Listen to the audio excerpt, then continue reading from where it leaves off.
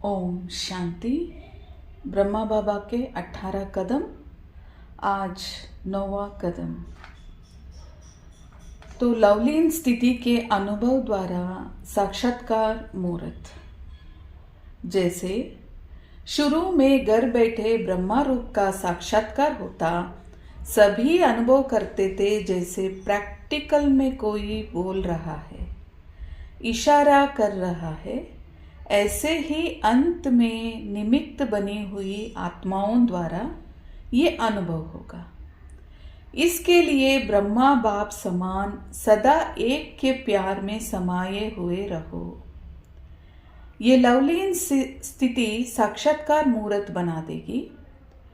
बुद्धि पर किसी भी प्रकार का बोझ ना हो, दिनचर्या बाप समान हो, तब आदि से अंत तक के दृश्य का अनुभव कर सकेंगे।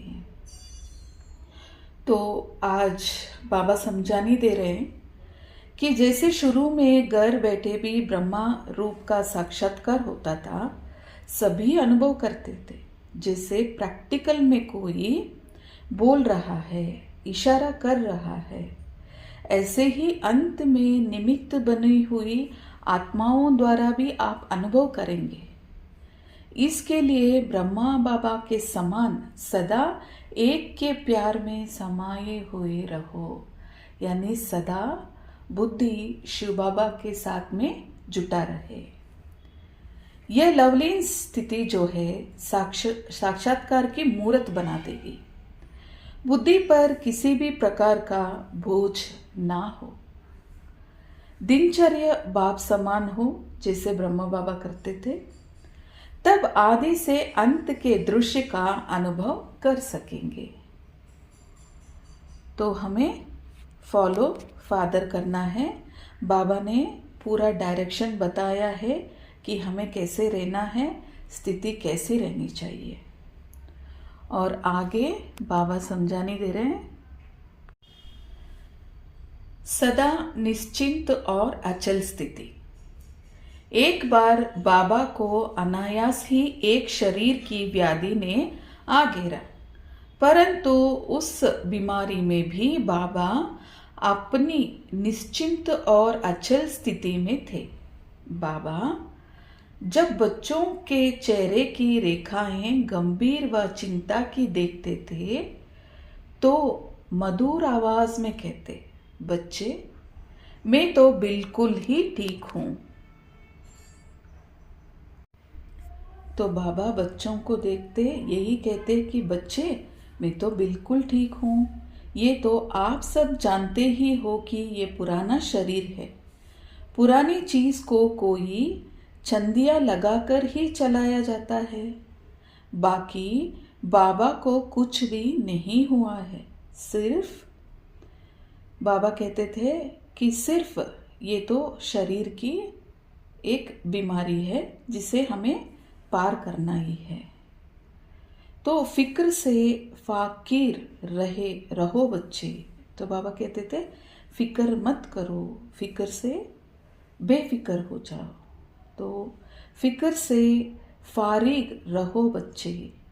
बाबा की वह स्थिति सूक्ष्म रूप में सभी वत्सों को ये प्रेरणा देती रही कि यदि माया के अतिरिक्त काया की भी यदि कोई भी कठिन परिस्थिति या परीक्षा आए, तो देह से न्यारा होकर आत्मिक स्थिति में रहने तथा परमात्मा स्मृति में स्थित रहने का अभ्यास ऐसे परिपक्व होना चाहिए कि वह रिंचक मात्र भी हमारी स्थिति को बिगाड़ ना पाए। तो बाबा आज कितनी गहरी बात की समझानी दे रहे हैं कि एक बार बाबा को अनासक्त ही कोई बीमारी आ गई थी, लेकिन बीमारी में भी बाबा अपनी निश्चिंत स्थिति बना के रखे थे। अचल स्थिति भी थी उनकी। लेकिन जब बच्चे बाप को देखते थे तो बाबा को ये एहसास होता था कि बच्चों की ये जो गंभीर स्थिति है, चिंता की। इसे देखते हुए बाबा बच्चों के लिए हमेशा सलाह देते कि बच्चे, मैं तो ठीक हूँ बिल्कुल। तो ये तो सब पुरानी शरीर की जो बीमारी है ये तो आनी है। जैसे कपड़ा पुराना हो जाता है तो थोड़ा बहुत छेद आ जाते हैं, फट जाते हैं, फिर उसके नीचे दूसरा कपड़ा डाल के फिर उसको सील के उसको एकदम सही करके फिर जैसे पहनते हैं वैसे शरीर भी है। बीमारी आएगी, उसे थोड़ा बहुत हमें पार करके फिर आगे बढ़ना ही है। तो इसके लिए कोई चिंता नहीं करते। एक तरफ कर्मा फिलॉसफी है और एक तरफ पुराना शरीर है, तो इसे हमें पार होके ही आगे बढ़ना है। तो बाबा ऐसे करके बच्चों में उत्साह लाते हैं। तो बाबा ने कहा, बच्चे फिक्र में नहीं आना चाहिए, फिक्र से एकदम परे दूर रहना है। बाबा की ये जो स्थिति थी वो बच्चों को हमेशा एक बैलेंस में लाने की सलाह देते थे। तो बाबा कहते थे सूक्ष्म रूप में भी, या फिर कोई माया का पेपर आ सकता है या फिर कोई बीमारी भी आ सकती है, तो हमें न्यारा होकर आत्मिक स्थिति में रहते हुए तथा परमात्मा स्मृति में स्थित रहना, ये अभ्यास करना चाहिए। तो इस अभ्यास से हमें ऐसा परिपक्व होना चाहिए कि कोई भी रिंचिक मात्र भी हमारी स्थिति को बिगाड़ ना सके, चाहे कोई परिस्थिति हो, चाहे कोई देह की बीमारी हो। तो ऐसे स्थिति में स्थित होना चाहिए। तो बाबा आज क्या बता रहे हैं कि आत्मिक स्थिति में रहना है तथा परमात्मा स्मृति में स्थित रहना है, और रहने की अभ्यास ऐसी परिपक्वता होनी चाहिए कि इस पक्का आधार से कोई भी रिंचक मात्र भी हिला ना सके, ना परिस्थिति ना कोई व्याधि। और आज योग अभ्यास के लिए अपनी शक्तिशाली मनसा द्वारा सकाश देने की सेवा करो।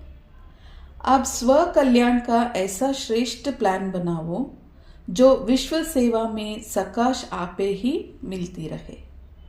अभी उमंग उत्साह से अपने मन में ये पक्का वायदा करो कि हम बाप समान बनकर ही दिखाएंगे। ब्रह्मा बाबा का भी बच्चों से अति स्नेह है, इसीलिए एक एक बच्चों को इमर्ज कर विशेष समान बनने की सकाश देते रहते हैं। इसलिए हमें फॉलो फादर भी करना है, और बाबा ने जो भी डायरेक्शन दिए हैं योग अभ्यास के लिए, बाबा हर रोज़ डायरेक्शन दे रहे हैं कि योग की स्थिति हमें कैसे बनानी चाहिए। तो इस आधार से हमें अपनी स्टेजेस बनानी है। ओम शांति।